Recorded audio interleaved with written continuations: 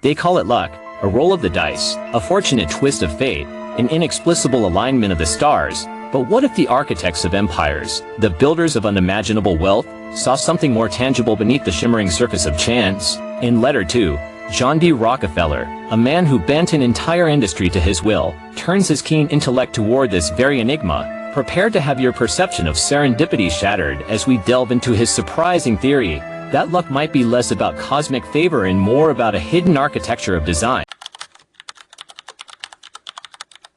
Letter Two commences with John D. Rockefeller's observation of innate talent and seemingly predetermined success, using the figure of Cyrus McCormick as a prime illustration. He notes McCormick's remarkable aptitude for transforming a piece of agricultural machinery, the harvester, into an instrument for generating substantial financial gain, a sickle for harvesting banknotes. This initial framing of McCormick's extraordinary abilities and perceived luck serves as a springboard for Rockefeller's deeper exploration of the dynamics of achievement. Rockefeller expresses a clear admiration for McCormick, characterizing him as an ambitious and commercially capable industrial giant. He acknowledges McCormick's pivotal role in the mechanization of American agriculture through the widespread adoption of his harvesting machines, a development that significantly eased the labor of American farmers. This innovation propelled McCormick to the forefront of American wealth. The anecdote regarding the French claiming him as the world's greatest contributor adds a significant dimension to McCormick's legacy, suggesting his impact extended beyond mere economic success to a profound contribution to societal progress.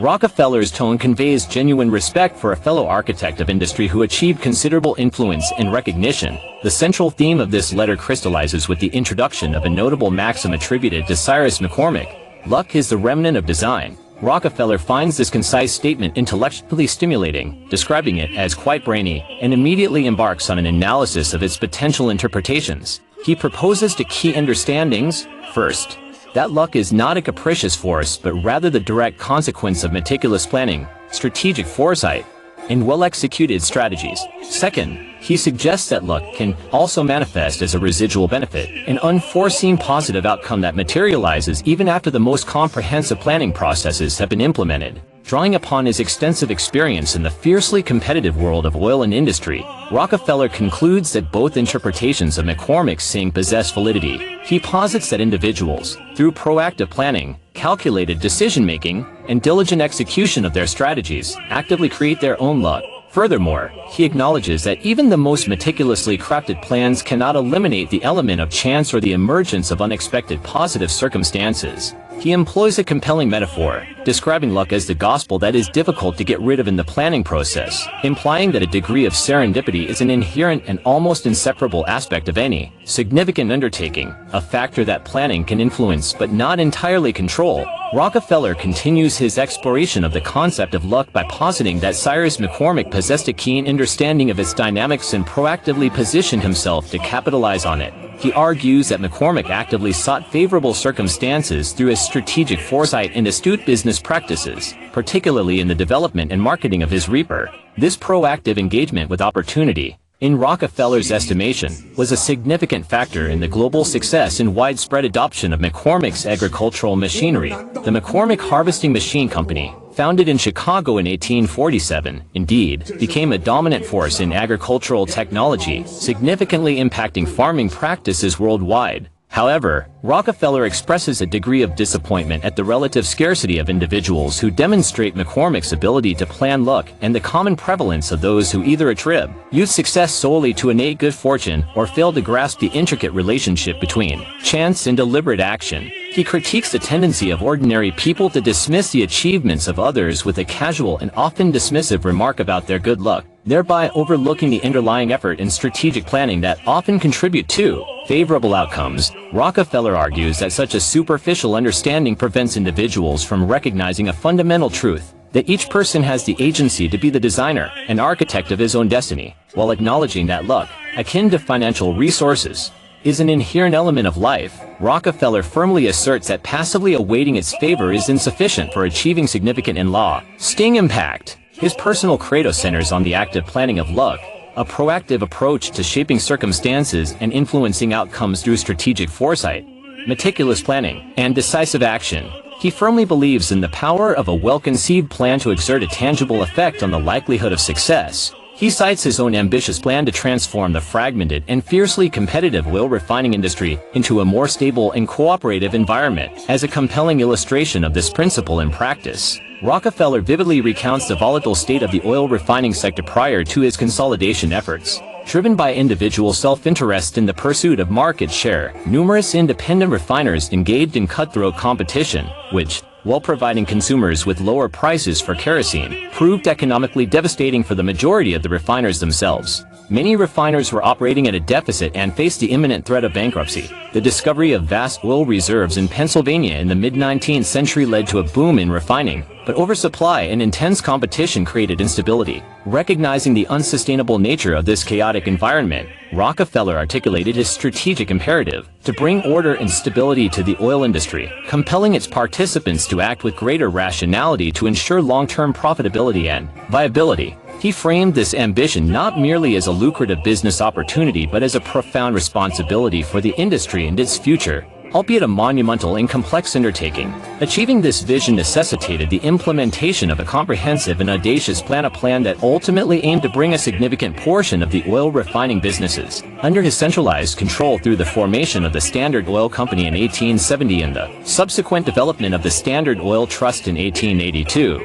Rockefeller continues his strategic analysis, employing vivid metaphors to illustrate his approach to market dominance. He likens the endeavor to being a skilled hunter in a profitable territory, emphasizing the critical need for meticulous planning, acute awareness of potential threats and opportunities, and a comprehensive understanding of competitive strategies, akin to the calculated foresight of a chess grandmaster. This intellectual rigor and strategic depth, he suggests, are indispensable for establishing and maintaining a position of authority within any industry. He then recounts his own calculated entry into the oil industry, identifying Cleveland, Ohio, as his initial and crucial battlefield in his campaign to achieve overarching control. His strategy was not one of gradual expansion, but rather a series of decisive and swift actions aimed at rapidly consolidating his position by overcoming his rivals. He notes the successful acquisition or elimination of over 20 competitors within the Cleveland area, a testament to his early strategic prowess and aggressive business tactics. Following the significant initial consolidation, Rockefeller strategically shifted his focus to establishing a second battlefield, continuing his systematic campaign of acquisition and market control until he had effectively subdued the remaining significant players and established a new, more centralized order within the oil industry. This methodical and relentless expansion underscores his strategic brilliance and his profound understanding of the critical role of momentum and decisive action in achieving market supremacy. Rockefeller further employs a compelling military analogy to elucidate his strategic thinking. He compares the selection of a business target to a commander carefully choosing the most effective firearm before engaging the enemy. For his ambitious plan to bring the fragmented oil industry under his command to fruition, he recognized the paramount need for a thorough solution, which he explicitly identifies as capital, money. He understood that the acquisition of numerous independent and often overproducing refineries required substantial financial resources. However, his personal wealth at the time was insufficient to execute this grand vision. Consequently, he made a pivotal and strategically astute decision: the formation of a joint stock company. The move allowed him to attract external investors, individuals, and entities not directly involved in the volatile oil refining business, thereby pooling significant financial resources. He notes the subsequent incorporation of the Standard Oil Company in Ohio, boasting millions of dollars in initial assets, and its rapid capital expansion within a relatively short span of 3.5 years. He wraps up this important point by highlighting that the timing and way these smart financial moves are made are not random, but come from having good business sense and a deep understanding of how the market works and where to invest.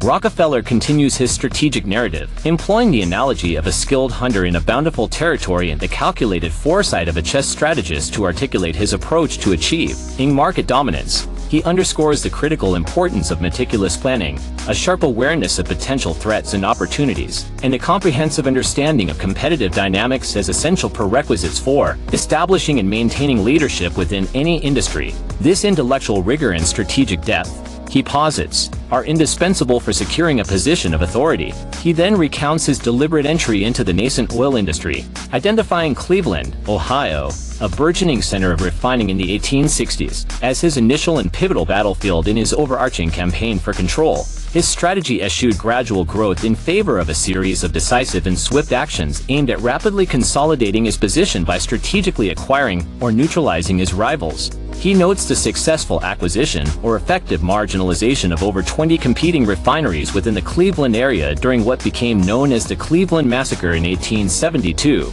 a clear demonstration of his early strategic acumen and aggressive business tactics, often facilitated by secret agreements with railroads like the South Improvement Company, though this particular venture ultimately failed due to public outcry. Following the significant initial consolidation, Rockefeller strategically shifted his focus to establishing subsequent battlefields in other key refining centers, continuing his systematic campaign of acquisition and market control until he had effectively subdued the remaining significant players and established a new, highly centralized order within the American oil industry. This methodical and relentless expansion underscores his strategic brilliance and his profound understanding of the critical role of momentum and decisive action in achieving market supremacy. Rockefeller further employs a compelling military analogy to elucidate his strategic thinking. He compares the careful selection of a business target to a commander choosing the most effective firearm before engaging the enemy. For his ambitious plan to bring the fragmented oil industry under his command to fruition, he recognized the paramount need for a thorough solution,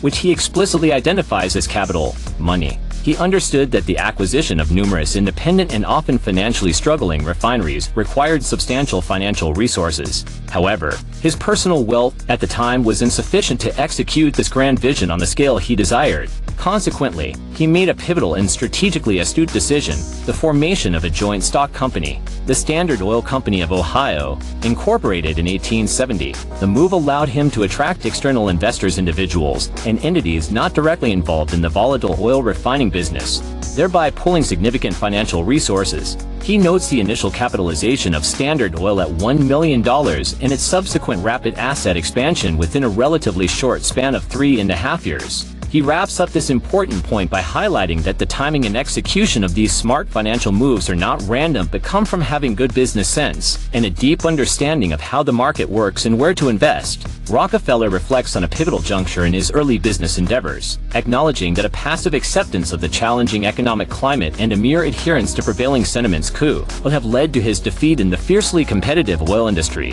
However, he underscores his proactive and strategic mindset, stating with conviction, "But I plan my luck." This short statement sums up his main belief that success comes from careful planning and effort, not just luck. He then articulates a core principle that guided his approach to business and life: genuine progress and significant achievement are never the fruits of inaction. He asserts that while the world is inherently unpredictable and subject to unforeseen events, tangible results invariably require proactive engagement and effort. Anything can happen in this world, but nothing can happen without doing anything, reap without sowing.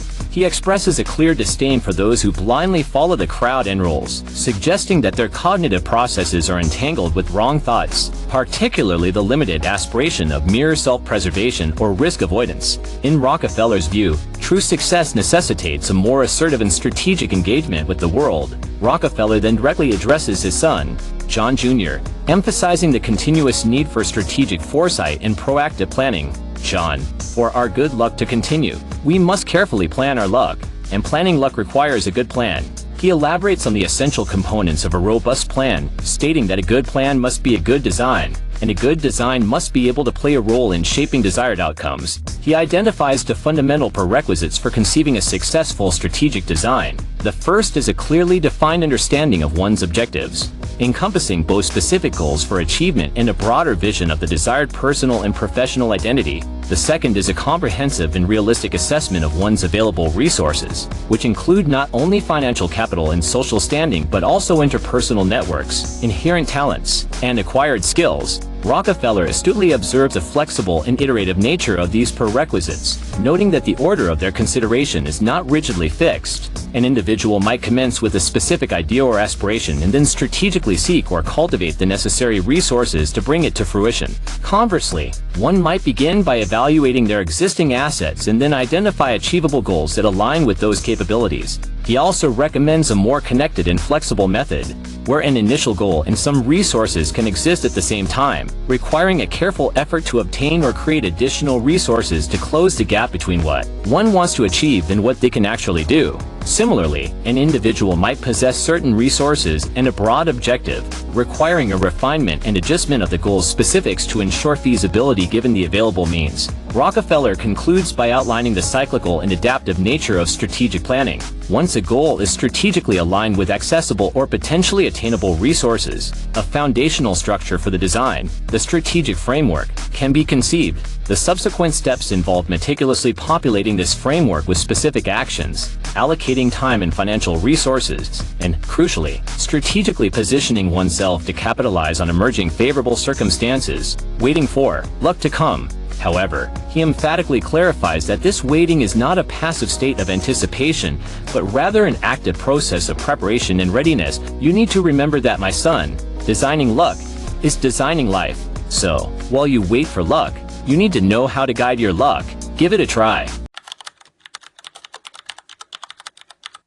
Rockefeller's Letter Two, centered on the concept of planned luck, offers profound insights applicable to the contemporary business world, career development, and personal finance. Even in the rapidly evolving digital age, his emphasis on proactive strategy over passive reliance on chance resonates strongly with the demands of today's dynamic environment. Rockefeller greatly admires Cyrus McCormick's ability to seemingly plan luck by strategically positioning his business for success, which is incredibly relevant for modern entrepreneurs and business leaders. In today's competitive landscape, simply having a satisfactory product or service is often insufficient. Businesses need to anticipate market shifts, understand competitive landscapes, and proactively create opportunities through innovation, strategic partnerships, and calculated risk-taking. The idea of luck being the remnant of design underscores the importance of meticulous planning and a profound understanding of market forces. His disdain for those who attribute success solely to good luck without acknowledging the underlying effort and strategic decisions serves as a powerful reminder against complacency.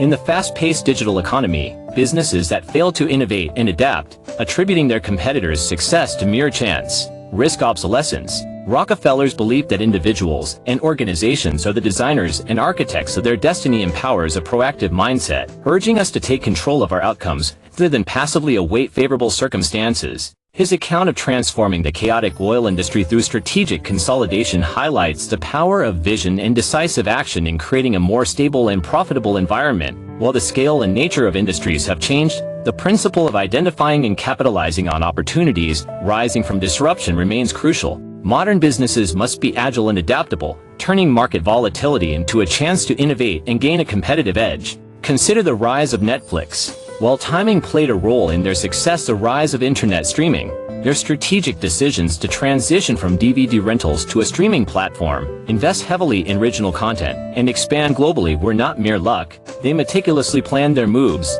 anticipated market trends, and proactively disrupted the traditional television industry. Jeff Bezos and Amazon. While the initial idea of selling books online might have had an element of timing, Amazon's strategic expansion into diverse product categories, its development of sophisticated logistics in cloud computing AWS, and its relentless focus on customer experience were not lucky accidents. They were the result of visionary planning and strategic execution. Relying on good luck for promotions or career advancements in today's competitive job market can lead to stagnation. Individuals who strategically network, continuously develop their skills, proactively seek opportunities, and build a strong personal brand are planning their luck.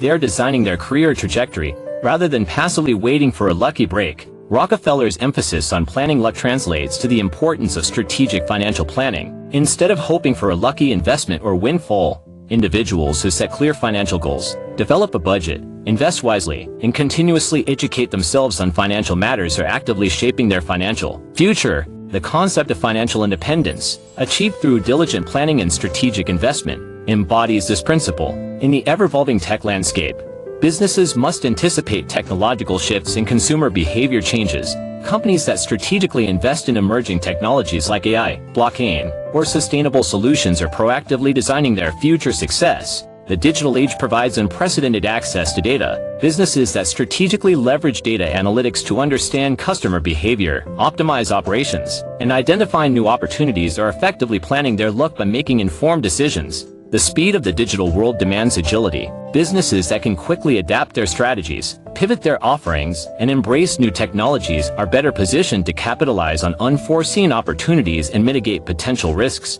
This proactive adaptability is a form of planned luck. Strategic networking in the digital space, through social media, industry forums, and online communities, can create unexpected opportunities for collaboration, partnerships, and career advancement, a modern form of opening your door to luck. The sudden shift to remote work during the COVID-19 pandemic presented both challenges and opportunities. Companies that had strategically invested in digital infrastructure and flexible work policies were better positioned to adapt and even thrive, demonstrating a form of planned luck through proactive preparation. Content creators on platforms like YouTube or TikTok. While some viral success might seem random, creators who consistently produce high-quality content, engage with their audience, understand platform algorithms, and strategically collaborate are increasing their luck of achieving sustainable success. Their consistent effort and strategic approach lay the groundwork for opportune moments. In conclusion, Rockefeller's letter to provides a powerful and enduring message for navigating the complexities of the modern world. By emphasizing the importance of proactive planning, strategic thinking, and a rejection of passive reliance on chance, he empowers individuals and organizations to become the architects of their success, turning the unpredictable nature of life into a landscape of strategically cultivated opportunities. Questions for viewer reflection and discussion on Letter 2. Rockefeller emphasizes planning luck. In your own life or career, can you identify instances where proactive planning led to seemingly lucky breaks or opportunities? Do you agree with Rockefeller's disdain for those who attribute success solely to innate luck? Why or why not? How can we better recognize the role of effort in strategy and achievements? McCormick's saying, "Luck is the remnant of design," is central to this letter. How do you interpret this quote in the context of your own goals and aspiration? Rockefeller shares his strategic consolidation of the oil industry as an example of planned luck. Can you think of modern-day examples of companies or individuals who have strategically created their own opportunities through bold and calculated moves? How does the concept of planning luck apply to personal finance? What proactive steps can individuals take to improve their financial outcomes beyond just hoping for good fortune? In the digital age, with its rapid changes and disruptions, how crucial is the ability to plan luck or strategically adapt to emerging opportunities? Can you provide specific examples? Rockefeller suggests that we are the designers and architects of our own destiny. To what extent do you believe this to be true? What are the limitations, if any? What resonated most with you from Rockefeller's perspective on luck in this letter?